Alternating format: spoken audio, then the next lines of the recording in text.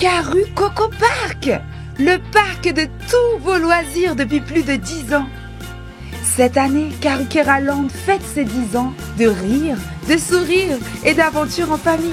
Depuis une décennie, vous êtes des milliers à partager des moments magiques au cœur de la Guadeloupe. Toboggans, animaux, jeux d'eau, manèges, il y en a pour tous les âges, toutes les envies. Merci de votre confiance depuis 10 ans. Et ce n'est que le début. Karukeraland, c'est également des hébergements 4 étoiles.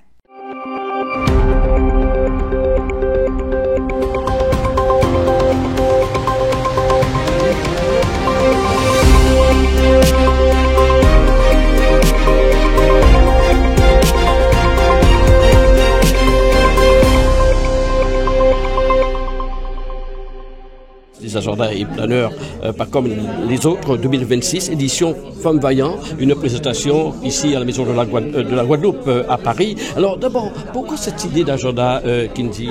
Tout simplement parce que j'utilise des agendas et des planeurs depuis plus d'une dizaine d'années et j'en trouvais pas qui me convenaient. Soit ils étaient trop ternes, pas colorés, pas assez outillés. Donc j'avais véritablement envie et besoin surtout de créer mes propres outils de gestion du temps et de gestion de projet. Alors il y a eu d'autres éditions et pourquoi Femmes Vaillantes ou 2026? Alors 2025, édition Rimet Rasier. 2026, j'avais envie d'aller encore plus loin dans la démarche et proposer justement des modèles inspirants, des modèles auxquels nos jeunes pourraient aussi s'identifier et s'inspirer tout simplement. Alors, il y a beaucoup de femmes, on ne peut pas toutes les citer. Vous pouvez nous donner quand même un petit aperçu? On a Gertie Archimède, on a des Miss, on a Firmin Richard. Oui, mais c'est tout l'intérêt de pouvoir proposer des domaines différents, des parcours différents pour que tout un chacun puisse d'une certaine manière se reconnaître et s'inspirer donc de ces parcours. Donc on a Kéza Nubré, Marie-Laure Finera-Hott qui est la première sénatrice guyanaise. On a par exemple Aimé Sip qui est la première guyanaise à devenir DDO, donc à lancer une fusée Ariane. Vous avez cité Gertie Archimède. On a Nadine Priam-Plénage qui s'illustre maintenant, qui était journaliste et qui maintenant s'illustre dans le domaine culturel. Vraiment, c'est vraiment des profils différents. Et pourquoi ce clin d'œil féminin? Tout simplement, je pense que quand on a un projet et qu'on le met en œuvre, c'est aussi par rapport à son environnement, peut-être aussi ce qu'on vit. Donc, j'avoue que j'étais dans une période où j'avais peut-être besoin de cette énergie, de cette force. Et du coup, Femmes Vaillantes, ça a été tout simplement, ça a coulé de source tout simplement. 24 femmes, 12 au niveau agenda, 12 au niveau planeur. Comment avez-vous fait pour sélectionner, sur quels critères ces femmes vaillantes? Alors c'était très difficile, je vous avoue, parce que quand j'ai parlé de la thématique, notamment à ma communauté, du coup, on m'a donné une liste de noms. On est arrivé jusqu'à 45 au moins, vous voyez. Alors j'ai fait le choix de faire un petit tri et puis après on a contacté toutes les personnes qu'on pouvait. Il y en a qui ont répondu d'autres noms, donc ça a fait une sélection naturelle. C'est un travail de titan parce que j'ai lu que sur quelques portraits, il y a quand même pas mal d'informations, pas mal de renseignements qu'on peut apprendre sur ces personnes. Oui, écoutez, moi je suis doctorant en économie, donc tout ce qui est méthode, recherche, j'adore ça. Donc forcément, c'est aussi cette part de moi que j'ai mis dans les agendas et dans les planeurs. Donc on va faire des recherches, on rencontre les femmes, je rédige et oui, sur une double page, vous avez en tout cas un condensé de leur parcours, mais j'invite tout le monde à aller sur nos réseaux pour pouvoir voir les vidéos qui vont être produites après, donc les interviews de ces femmes-là. Alors des agendas utiles au quotidien avec des pages où on peut noter des rendez-vous.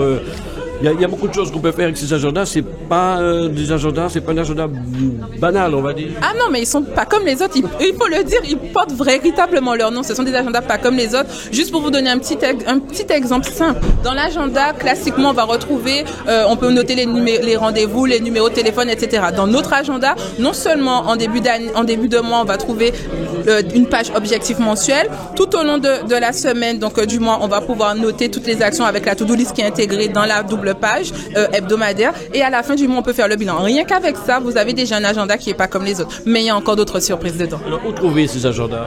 Bientôt les fêtes d'année. Ah oui. Une idée de cadeau? Ah, c'est une super idée cadeau et d'ailleurs j'invite tout le monde à aller les regarder. Donc du coup en Guadeloupe, Martinique, Guyane, ils sont vendus dans quasiment toutes les librairies. Vous pouvez les retrouver sur mon site internet, donc pas comme les autres.fr, pas comme PAKOME lesautres.fr. Donc vous pouvez les commander là-bas. Pour ceux qui sont à Paris, ils seront à la boutique éphémère Couleurs d'Outre-mer du 7 au 14 décembre. Ou sinon vous pouvez passer commande sur notre site internet et vous faire livrer dans notre point retrait qui se trouve à la cité ultramarine à Belle-Épine. Sans dévoiler aucun secret, 2026, vous préparez 2027 déjà? Alors, on a toujours une année d'avance et alors, on n'a pas finalisé 2026 avec tout ce qui est interview, mais on pense déjà effectivement à la thématique de 2027. Mais j'invite tout le temps chacun à venir nous rejoindre sur la communauté, donc pas comme les autres, et à nous faire aussi leurs propositions. Avec moi la sénatrice Marie-Laure Filora Ords, sénatrice de Guyane, qui fait partie justement de la sélection de ces agendas et planeurs 2026 Femmes Vaillantes. Quelle réaction? Écoutez, je suis fière déjà de figurer dans cette sélection de planeurs et d'agenda. Et puis je trouve que effectivement nous sommes les référentes de notre jeunesse. Moi, nous vivons en tout cas en Guyane dans une société matriarcale. Et pour moi, c'est une fierté qu'on mette à l'honneur les femmes. Et moi, tous les jours, quand je suis dans mon territoire, je ne fais que ça, dire aux filles: tout est possible, tout est possible. Si moi je suis arrivée, j'ai réussi, vous aussi vous pouvez le faire. Prenez exemple. Si vous avez besoin de moi, je suis à votre disposition pour vous conseiller, pour vous orienter, et c'est un réel bonheur pour moi en tout cas. Les informations qu'on peut lire justement de cet agenda sont précises, ça fait partie de votre personnalité? Tout à fait, c'est la vérité vraie. C'est la vérité vraie, tout ce qui est décrit sur moi, c'est vrai. C'est vrai, j'ai pas menti, j'ai dit la vérité. Il y a des choses peut-être qui vont choquer, hein. Je suppose SOT savent le fameux iguane que le président Macron a mangé, c'est pas une blague. C'était pas une blague et j'en suis très fière parce que il m'a fait confiance. Il n'a fait personne goûter avant. Carrément, alors que j'aurais pu l'empoisonner quand même, hein. Ah, j'aurais pu mettre quelque chose. Or, il m'a fait confiance et j'ai trouvé ça formidable quand même que quelqu'un qui ne vive pas sur mon territoire puisse goûter l'iguane sans avoir de rebut, quoi. Il a goûté, il a aimé et maintenant il réclame l'anaconda. Alors on peut considérer que vous êtes une femme vaillante de la Guyane? Ah ben oui, j'ai réussi à faire en tout cas un président de la République manger de l'iguane. Moi, je trouve que, non, je suis une femme vaillante. Il y en a d'autres, et ce serait bien que Kindy puisse les mettre en avant. Et puis moi, ce que j'ai apprécié, c'est qu'elle soit guadeloupéenne et qu'elle ait pensé à nous, femmes guyanaises. Ça, c'est fort. Moi, je dis que ça me touche beaucoup, et puis c'est de la solidarité. Bravo, en tout cas. Kaysa Nubré, chef de cabinet du directeur de la DOM, qui fait partie de ces agendas et planeurs qui se présentaient ici à la Maison de la Guadeloupe ce matin. Alors, quelle est la réaction de Kaysa? On apprend beaucoup de choses, il y a beaucoup d'informations au sein de cet agenda. Oui, tout à fait, il y a beaucoup d'informations au sein de cet agenda et c'est très bien parce que ça met en lumière ce parcours éclectique que j'ai eu, parce que bon, je viens d'une famille de sportives. J'ai d'abord un diplôme de marketing international, j'ai fait une partie de mes études à Miami et quand je suis rentrée en Guadeloupe, j'ai aussi été au CREPS Antilles-Guyane où j'ai fait un brevet d'état des métiers de la forme pour prendre la direction du centre sportif de mon père, Marcellus Nubré. Donc on en parle et ensuite quand j'arrive à Paris, je monte, j'avais un nom, je me fais un prénom, j'ouvre une agence de communication et la connaissance de l'écosystème en hexagone, l'écosystème de la diaspora des Outre-mer, plus précisément de la Guadeloupe, de la Martinique, de la Guyane et de la diaspora en général, fait que j'arrive à l'Assemblée nationale en tant que collaboratrice parlementaire au sein de la délégation aux Outre-mer auprès du député Olivier Servat, mais pas que. C'est comme ça qu'on se rencontre, Monsieur Maurice Fessé, donc Olivier Servat, Giovanni William, Madame Paul Angevin, tout un engagement politique aussi auprès de Valérie Pécresse quand elle décide de mettre Babette de Rosière sur sa liste, mais aussi avec les sportifs de haut niveau tels que Lilian Thuram, William Gallas. Quel parcours! Voilà, et puis le fil rouge de mes actions a toujours été la mise en lumière de cette diaspora antillaise, antillo-guyanaise et la diaspora. Donc aussi, le fait d'aimer mettre en lumière, j'ai créé un podcast qui s'appelle L'écrin politique et ensuite Ticosé. Et aujourd'hui, c'est moi qui suis mise en avant, qui suis mise en lumière. Donc, je vous avoue que c'est avec beaucoup d'émotion que je reçois cet agenda parce que je sais qu'il sera dans les mains de plusieurs jeunes filles ou jeunes hommes ou même d'adultes qui pourront découvrir que des parcours éclectiques, c'est possible, tout en étant maman parce que j'ai aussi une grande fille de 25 ans qui a une très belle éducation, dont je suis très fière. Donc c'est possible, on y va. Et aussi ce qui m'a donné envie de faire ça, c'est Kindy, son parcours, et avec toujours beaucoup d'émotion quand elle te parle de cette envie de mettre en avant, mettre en lumière la femme des Outre-mer. Donc je suis très honorée d'être sur ces agendas et qu'elle ait créé l'agenda et le planeur. Le terme femme vaillante vous colle bien à votre image? C'est votre personnalité en quelque sorte? Avec tout ce que vous venez de nous dire? Écoutez, la femme vaillante pour moi, c'est une femme qui arrive à allier sa vie de femme, donc voilà, son intimité, sa vie de femme, sa vie de mère, sa vie professionnelle, sans s'oublier. Et qui avance. Je dis toujours, il faut pas attendre, quand il y a des moments difficiles, il faut pas attendre que la pluie cesse pour avancer.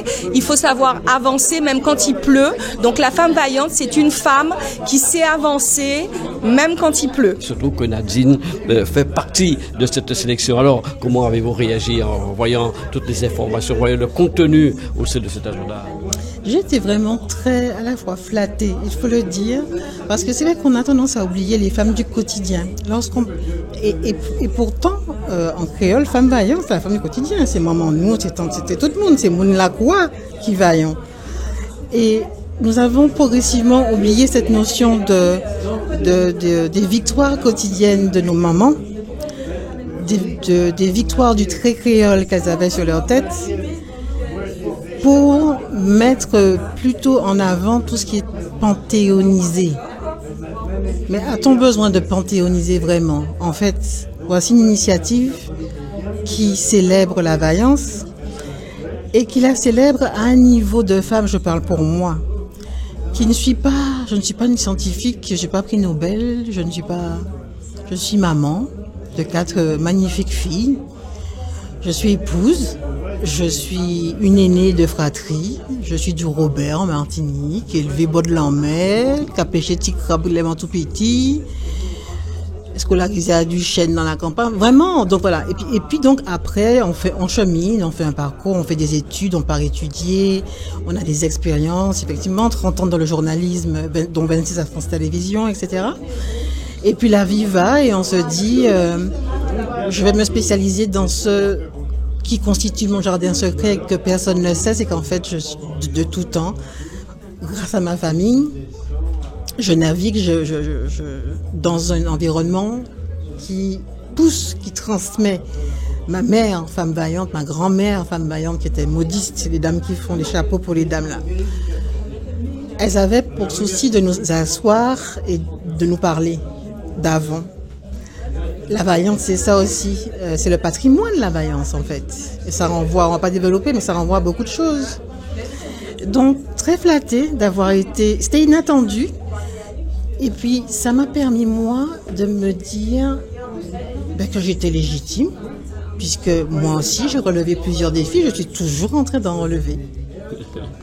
Je posais la question à Kindy Alexis il y a quelques minutes. Des femmes vaillantes, il y en a beaucoup sur les régions d'outre-mer. Et là, il a fallu sélectionner. Il y en a 24, c'est bien cela. Est-ce que, selon vous, il faudrait continuer à faire des ouvrages comme ça pour parler de toutes ces femmes qui ont des valeurs différentes dans différents secteurs d'ailleurs? Je pense que c'est essentiel. C'est essentiel. Et je vais vous dire pourquoi. On n'est pas dans le comparatif. Ça n'a rien à voir. C'est essentiel je sais qu'il y a une discussion, pas une controverse, mais il y a, donc d'accord, pas d'accord sur femmes potomitan, etc.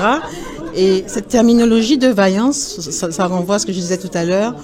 Je trouve qu'elle est dynamique. Elle traduit le mouvement. Elle est cinétique. Et j'aime bien le côté plus vaillance que potomitan qui est debout là. D'autant que, je vais me répéter, il ne faut pas oublier grâce à quoi nous sommes là. Nous sommes là grâce au trait. Les dames qui avaient le trait sur la tête, qui vendaient des chopines voilà.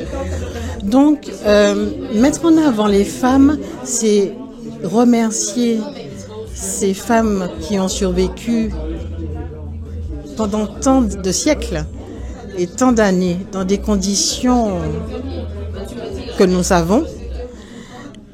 Et le corps d'une femme et la vie d'une femme, vous le savez, ça n'est pas anodin, c'est complexe. Donc quand on se pose les bonnes questions, nous voyons à quel point nous sommes vaillants, nous sommes des enfants de vaillants. Parce que être une femme à bord du bateau ou à bord d'une plantation et donner naissance, avoir ces cycles, on sait tous comment le métabolisme féminin est compliqué. Nous vaillons depuis le début. Et donc, elle a vraiment bien choisi sa terminologie. Et il faut que les jeunes filles, il faut que nous conscientisons tous ensemble et rendons hommage à la figure féminine caraïbienne, créole. Dans son ensemble. Alors, c'est une très très bonne idée de Kinti Alexis, Monsieur Esler. Oui, tout à fait, et surtout l'ajout du planeur qui va beaucoup plus loin que l'agenda que nous connaissons déjà et rentre dans un aspect organisationnel de sa propre vie qui est très très important, surtout à l'ère du numérique où tout va très vite. Ça nous permet de nous poser et de faire en sorte qu'on soit en capacité de développer sa pensée par rapport à soi-même, par rapport aux autres et par rapport à son environnement immédiat. Et donc, même si à un moment, je me suis dit, oh là là, par rapport au numérique, est-ce que... C'est l'écrit, effectivement. Mais le fait qu'il y ait cet écrit qu'on pose à un moment donné, alors il faut être dans cette culture de l'écrit. Mais je pense que dans ce moment de vie où ça va très vite, on a besoin de ces repères pour pouvoir prendre appui et aller plus loin. La réaction aussi par rapport aux différents portraits qui sont présentés dans ces deux ouvrages. Comme elle a si bien dit, je pense que ce n'est pas exhaustif, c'est pas possible d'être exhaustif, mais les différents portraits retenus sont des portraits très inspirants pour la jeunesse, pour notre jeunesse et pour nous-mêmes. Moi, ce qui m'a attiré, c'est vraiment le thème femmes vaillantes, parce que c'est vrai que nous, les femmes, juste la moitié de l'humanité, on est peu souvent mis en avant, valorisées et honorées, je dirais même jusque-là, et notamment dans nos territoires. Donc, on est souvent invisibilisés. Et là, je trouve que cette démarche de mettre en avant toutes les femmes. En plus, j'ai vu qu'il y avait plusieurs générations de femmes.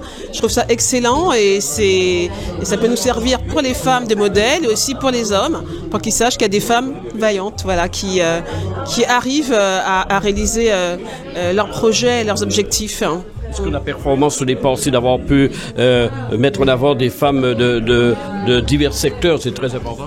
Oui, voilà, parce que c'est vrai que on n'est pas juste bonne pour faire la cuisine, c'est très, très important la cuisine, c'est le quotidien, donc je dénigre pas du tout, ma mère est une bonne cuisinière, donc voilà, mais voilà, on peut aussi faire autre chose, on peut aussi être ingénieur, femme politique, artiste, miss, sportive, artiste, journaliste, et puis juste maman, parce que c'est vrai que on valorise souvent les métiers, mais être maman, je pense aux femmes au foyer qui élèvent leurs enfants. Et elles vont vous dire, moi, je fais rien.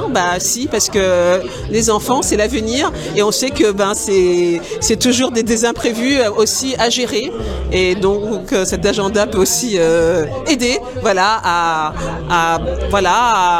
réaliser donc cette mission. Voilà.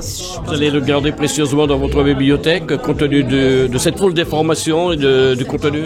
Oui, j'étais particulièrement intéressée par le planeur, puisque ça va plus loin, puisque, quelqu'un a dit que c'était un peu comme un journal intime, puisque ça permet de faire des objectifs, d'avoir un retour sur soi, donc une analyse aussi de sa vie, de son quotidien, et de permettre aussi de réaliser des projets. Donc moi, j'invite à le commander. Outremernews.fr, le site de l'actualité Outre-mer 24h sur 24 et 7 jours sur 7. Retrouvez la chaîne Outremer News sur YouTube.